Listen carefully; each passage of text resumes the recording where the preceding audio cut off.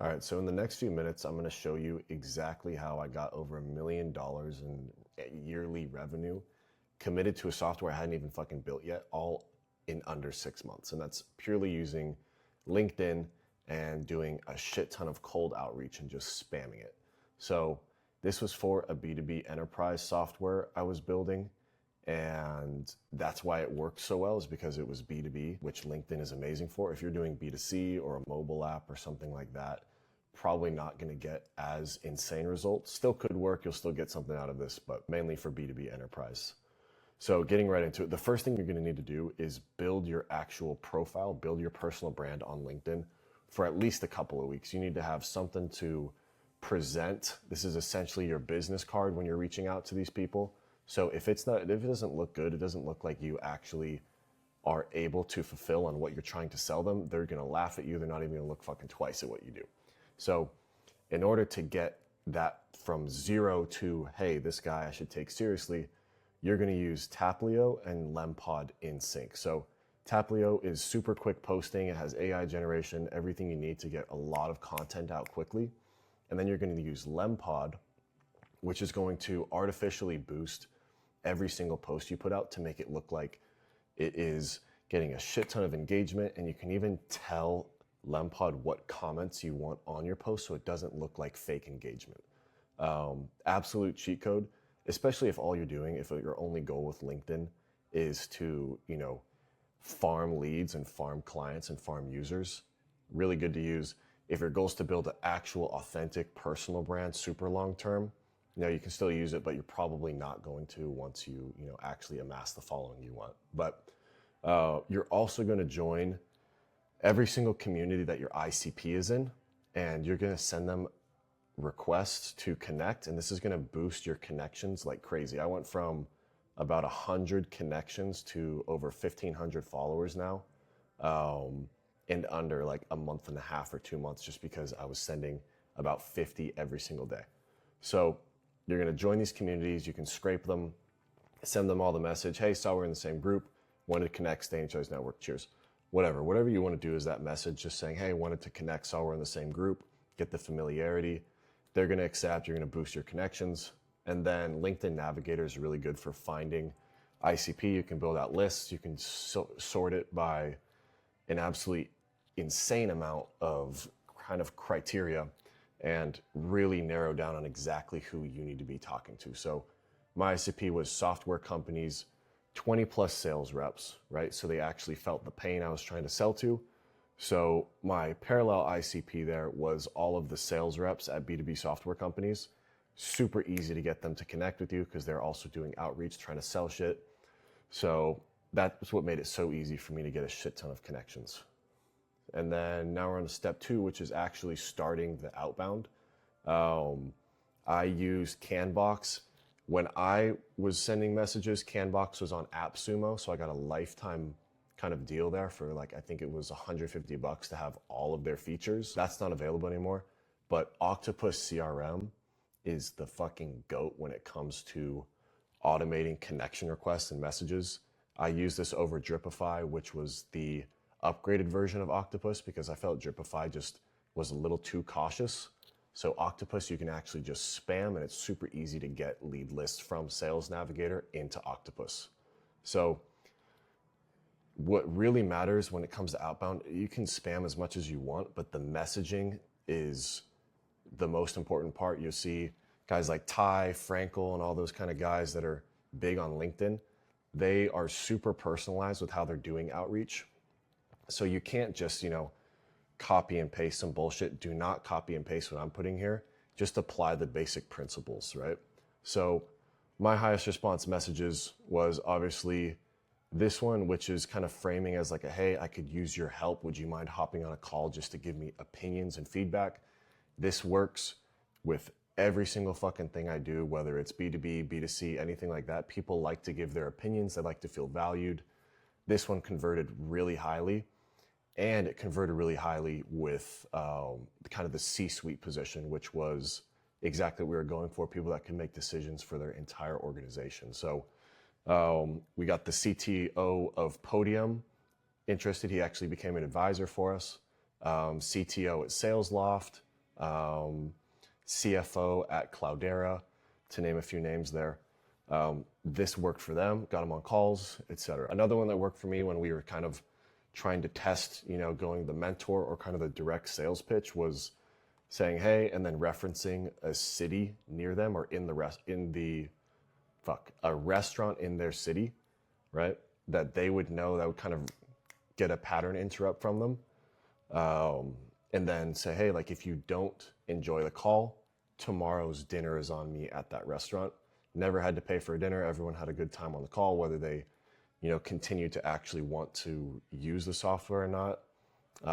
Had a good vibe. So pretty much only did this because I fucking hate how corporate LinkedIn was. Wanted to fuck around, get a little different. I guess most people felt the same, that most outbound is very generic and very cookie cutter, robotic. So this got high engagement too. After the outbound message and you get them interested, you have a kind of a conversation with them, you hop on the fucking demo call, right? To make this actually do anything for you, you need to either have wireframes, so have in Figma, right? Designed wireframes where you can show them exactly how they're going to flow through it, what they're going to be doing, or in the best case scenario, have some type of prototype. You can even just make all the screens in Figma, linked together, and you can make it look like it's ready to go, but have no back end done. So if you just want to make a UI that works interface, now Lovable exists, right? So you can just make a fucking Lovable and present that. It'll probably take an hour to make a decent Lovable. This part is a lot fucking easier now than when I did it back in 2020, 2021. So the structure of the demo call should typically be as follows, right? You want to kind of just hop in a little bit, intro, build familiarity, depending on the outreach angle you used, right? So if I was doing this one, I would get a feel for what they've done, give a little background on us, and then segue into thanking them for their time, because they're just hopping on to give us their opinion. If I were using this one, right, I would get more into the pitch right away. So hey, thank you for jumping on, we said we'd do X, Y, and Z. Let me show you how we would do that for you, right? And then while you're going through the demo, you should always be asking if they understand or have questions for each step. You don't want to just speed through it. Every single point is a topic for conversation and engagement. You want to encourage that engagement at every single point rather than steamroll ahead, because that's what's going to make sure they, one, understand what you're trying to pitch them or present to them, and two, you'll be able to know what actually they're interested in, right? So if they stop you and you're encouraging the conversation, they're going to stop you. Oh, can you go more into depth on that? Then you just focus the fuck in on that. That's probably what they need. And then you can just sell them that specific situation. It's the same thing when you're selling, right? You diagnose what is the most crucial or the most interesting to them, and then you focus on that. Don't go into any of the other bullshit that they don't actually care about, right? So once you're done the demo, have a deeper conversation on the points that they brought up. Ask for feedback if you're doing the kind of mentor role where you're asking for opinion. Ask for more clarity on the problems if you're going kind of the pitch, right? And then you want to frame it. Let's imagine you and your team. Let's imagine you're using this already. What would be the most important and why? You probably already diagnosed it. You want them to say it themselves. What would need to be improved? Figure out how they could actually use it. These questions so you can refine, tailor it to them specifically, so that when you hop on the next call and you actually have more built out specifically for their use case, they're gonna be like, oh yeah, of course, this was tailor-made for us. So get the commitment for the next call, right? While you're on that one, set the time, do 2 weeks later or a week later, whatever you need to do in order to add in that feedback and get it on the calendar while you're still on the call. Then wrap it up quick. Hey, again, Mark, really appreciate your time and all your advice. I'm gonna take all this, roll it back in, apply it. When would be a good time to, for you next month? Let's say first week of June, right? No pressure, we open for another call, whatever. Just get that second call. They're most likely to say yes because they spent some time on it, sunk cost fallacy and all that bullshit. So pretty much was 100% yes at this point, because you're not really asking for any commitment from them, just a little more time to see what their advice actually turned into, and they're somewhat invested in it. So lock down a time, email them after. Throughout the kind of waiting period until that next call, stay on the top of their fucking LinkedIn feed like a fly, right?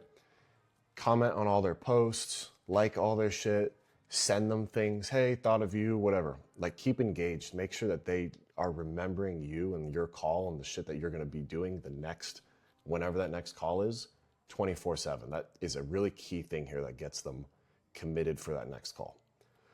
Now, the second call, right? This is the follow-up, and hopefully you're getting them committed. You know, little catch up. Hey, have you been the last couple of weeks? Here's what we've been doing, whatever. Build that mentee-mentor relationship, and then pull up your Figma, show them everything you've changed, and point out exactly what they said on the last call and say, so you said XYZ, we did this, and this is how we framed everything that you said and put it into the product so that it's tailor-made for you. And now start to frame everything as if they're using it, right? Ask questions around in terms of efficiency, show them you've done it specifically for them. And this is the part where most people, you know, fuck everything up, is they don't actually ask for what they want. They kind of tiptoe around it and try to get them to say, oh, like, you know what, can I use this? No, you need to flat out ask, because most of the time people are typically uncomfortable saying no, right? Like, they don't want to feel weird saying no. So they're gonna be like, oh yeah, we'll commit, whatever. You need to ask them flat out, hey, you know, I'd love to set up a free beta account for you and your team. It'll only take yada, yada, yada. Would you be open to this? If they seem unsure, you know, say, hey, this is free. Onboarding is super quick. We'll do everything. And, you know, once we actually launch, if you guys do really like this product, we'll give you a 50% haircut for your first year, right? That pretty much closes everybody. From this second call, we had like a 70 to 80% agreement rate. Cloudera, Podium, Lyft, Spellbook AI, or Spellbook Legal, sorry. Huge fucking names just from this kind of simple process so far. And then while you're on the call, get an LOI, send it to them, like, hey, like, this is just agreeing that, you know, you want to set up a beta account. This is not a hard commitment, this is a soft commitment, just so that we, you know, have faith that we're gonna build out, you know, these free seats for you guys, and you're gonna want to use them. Just frame it like that, right? This is also super, super important if you're trying to raise pre-seed rounds, right? You're gonna go to investors, they're gonna ask for traction, whatever, and this gives you a lot of cards in your deck if you're raising. So if you have a bunch of LOIs that say, hey, we have, you know, 100,000 ARR already in LOIs, that's gonna be a lot more credible than saying, hey, like, we've talked to a bunch of people and they like it, right? So this is a soft commitment, goes a long way if you're raising money. So if that's the route you're going and you wanna go venture route, LOIs are huge. So there's no example of an LOI on here. Check the link in the bio, should be one there. So now it is rubber to the road here, right? So once you get that LOI, you actually got to get them on board as quick as fucking possible, because the longer it takes, the less they're actually going to care. That one call that you just had with getting the LOI, they're on board, everything. 2 days from now, they might find a similar fucking software solution that's actually ready to go. And they might just hop on and be like, hey, sorry, you know, we found a competitor because you pointed out a lot of issues that we were experiencing. So we did research, we're already using this. Sorry, hey, great, whatever, right? Set that onboarding call for the next day if you can, or the next, 2 days from now, as soon as you possibly can from the LOI call. Get them on the onboarding call. Make sure you have everything already set up, have the emails, ask them to send over the emails of the team, whatever. Get it all set up so the onboarding call is just a walkthrough of everything that the platform is. 30 minutes in and out. They should know how to use it like a fucking expert, right? You also need to make sure that for that next call you're setting up, everybody that needs to be on the call is on the call, so there's no delay in the communication chain on the company side. Show them exactly how it'll be used, answer all questions related to functionality, record the call so you can send it to them afterwards. So if they have any other questions, they can just go through that, and then make a Slack channel with them, obviously. Very basic shit. Make a Slack channel for all of your clients. That should be absolute 101. And now, they've been using the trial account. how do I get them to pay, right? So just like the last video about the Facebook groups, this comes down to quality of the product, but the most important part about converting them from a trial account to them paying is how good is the customer support, right? You should be responding to any and all Slack messages within an hour or two at most. I don't care if you need to get a VA in there or anything like that, but you need to be so fucking on top of it that they feel like they could absolutely conquer the world with you in their corner. And that's going to make it clear they're a priority, and that in the future, right, once they go to a paid account, they're going to have the best fucking experience working with you and using your solution, that they are never going to change. They're going to be lifetime customers, right? And these initial ones going from free trial to a paid account are also going to be your champions. So they're going to be championing the product for you. They're going to be your first reviews. They're going to be spreading it organically. You need to give them so much fucking attention. It's like you have a daughter or like a fucking girlfriend, right? That's exactly what they are to you at this point. A few days before the trial ends, you need to have a call with them again, ask them if they're going to continue using the software. You actually have to ask them, right? Do you want to continue using this? We will grandfather you in at whatever the rate is that you said, or incentivize them to start a trial account with, right? Don't be afraid of them rejecting you. If they say, hey, no, we had a good time trying it out, but we don't really want to use it, get as much feedback. Okay, yeah, no worries, understand, we are just an early company. What is it about the software that is not letting you see yourself use it in the future, right? So get as much feedback as humanly possible. What would have to be in the software for you to keep using it? That's a really good question, right? So get that feedback, say, hey, I'd love to keep you guys on. I really value you guys' feedback. I'd love to give you an extra month. And during this month, we're going to put all of what you just said into the software. And then, we can have another catch-up call and see if now you're ready to, continue using it. Yeah, you're going to be a little bitch during this. You're going to be sucking up to them, please the fuck out of them, make it awkward for them to refuse your extension, damn near beg, right? So saying yes is just better for them, because at the end of the day, they get a personalized system for free. And most importantly, they don't feel like an asshole, right? No one wants to feel like an asshole unless they love being at, and then you're just kind of in a bad situation. You probably don't want them as one of your clients that you need to be babying all the time. With that new life and new window, you need to make the absolute most of it, be super on top of everything, make sure all the features are fixed, whatever you have to do, so that on that next call, they're like, wow, like you guys work really quickly. You built a fucking amazing tool just so for us, for our specific case. Absolutely, we're going to keep using this. If they want to continue, whether it's on the first call and they're like, oh yeah, we love it, we'd love to pay for it, or the second call where you refine everything, refer the LOI on pricing structure, and then get their card information, bill them on the call, keep customer support super high quality, and now you got a lifeline customer that is pretty much never going to leave, right? Unless your customer support drops and is shit then, and then your product gets even worse. But other than that, you are going to have a lifetime customer. So this process, right? Super simple 6-step process is exactly what got me over $1 million ARR before I even fucking built the software in under 6 months. So, if you even do half of this right, you should get some good fucking results, and happy hunting.